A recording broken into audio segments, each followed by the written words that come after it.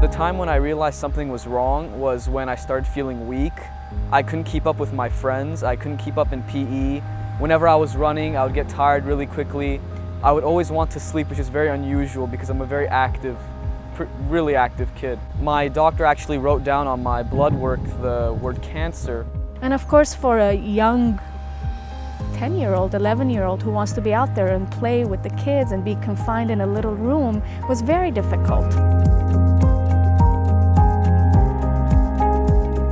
Usually, chemotherapy works the first time. It's usually very effective. But with my type of cancer, AML, since it's a very, very aggressive type of leukemia or blood cancer, that one shot of chemotherapy didn't really work.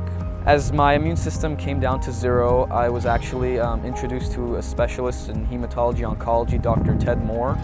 He was like my best pal in the hospital because no matter how upset I was, he would always, come in and cheer me up. So because Patrick still had disease at the end of his therapy, we had to use very strong therapy to get him into a remission. And then we did the bone marrow transplant. We had to be very creative with it. When you take a bone marrow from someone else and you give it to a patient, that bone marrow contains the immune system, and that immune system can seek out and destroy cancer cells. So when we did his bone marrow transplant, we actually also allowed that new immune system to have free reign and actually seek out and destroy his cancer cells. Now that came with side effects by doing that, but it also ended up taking him from a very, very low chance of cure to where he is now, 7 years out and doing great.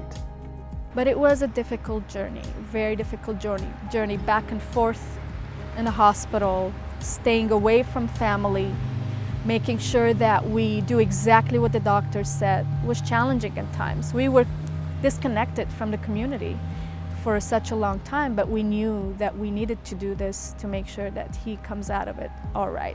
It took a long time. We're glad we're here.